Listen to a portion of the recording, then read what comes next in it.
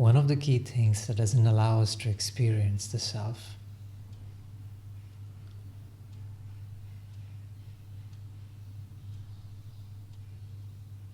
are the I thoughts.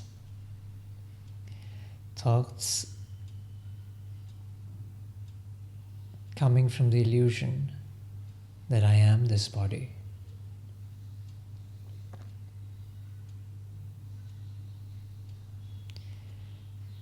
If you really observe your thoughts, you will find that all your thoughts are pertaining to the character you're playing. Thoughts about my past, my future, my relationships or people I'm related with,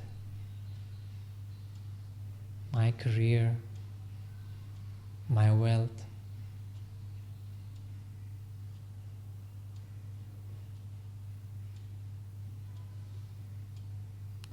Or anything that we identified with.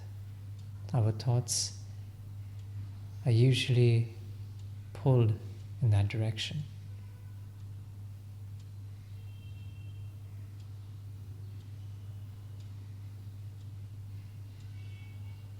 And any thought that comes from the root that I am this body is what is often referred to as the I thought, and is also can be referred to as Maya. Maya, the illusion of the self. I am this body, mind, is the illusion, the core illusion. And everything that springs forth from this illusion is also an extension of this illusion.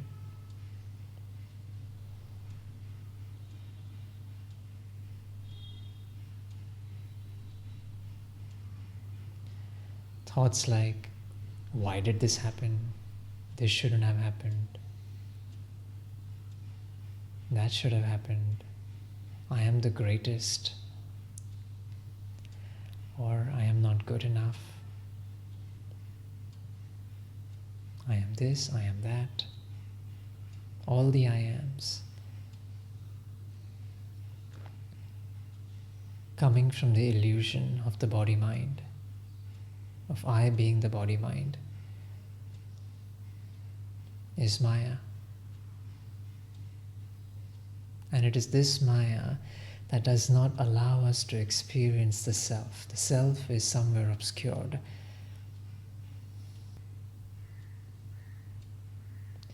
So one way to experience the self is to be able to discern whatever is emerging in the inner world, to be able to discern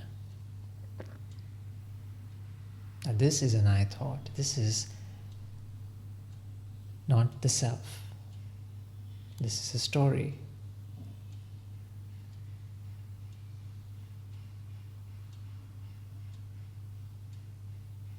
The thoughts that we have is nothing but a bundle of our memories, habits.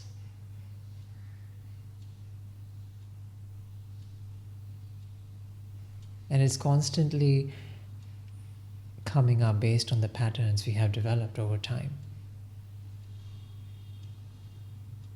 So, to be able to discern that these thoughts are not me, I am not these thoughts, and to be able to not take it seriously, we will be protected to get carried away by the momentum of these thoughts. Because if we take it seriously, then we think one thought after another, and it builds a very strong momentum and it pulls us.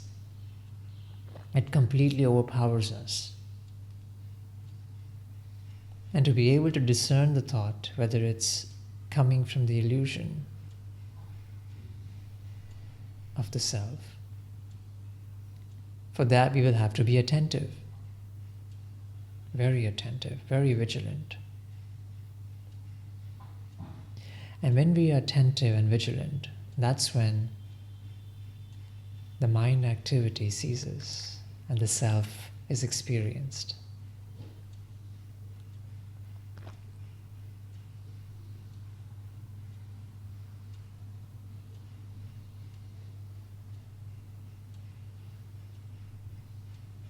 Immediately as a thought emerges, identify it. It's an I thought. Recognize that. And once you recognize it, allow it. Don't pay heed to it. It'll come, it'll go. And the more attentive we are, the mind activity will slow down.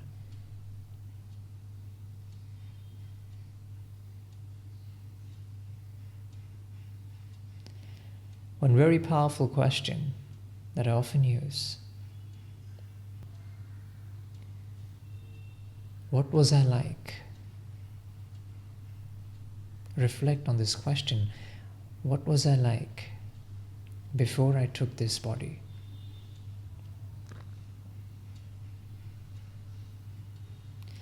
So I exist, I come and take this body, I live a life, I express myself through this form, and then one day I leave this body, and when I leave the body is pronounced as dead and cremated. So what was I like before I took this body?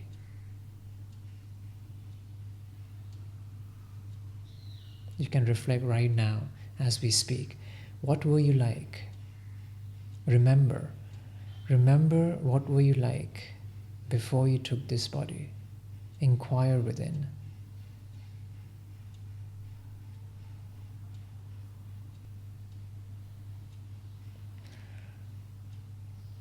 And because all thoughts are pertaining to the character, when we remind ourselves or remember who we were before we took any body, before we were any character, then there is no thought.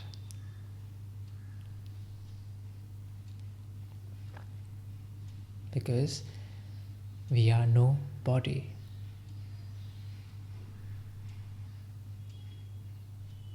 We are no body. We are pure awareness, the witness. And you can experience that in a moment, right here, right now.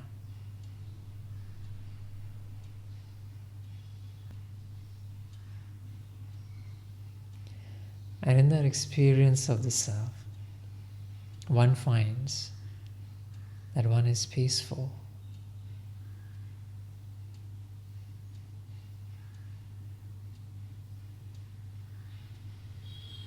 One is complete.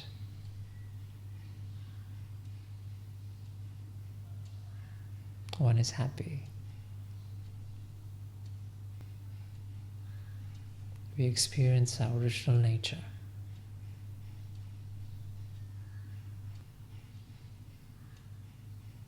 So it is this renunciation of the I thoughts, the body conscious thoughts,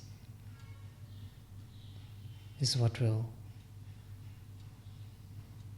allow us to experience the self.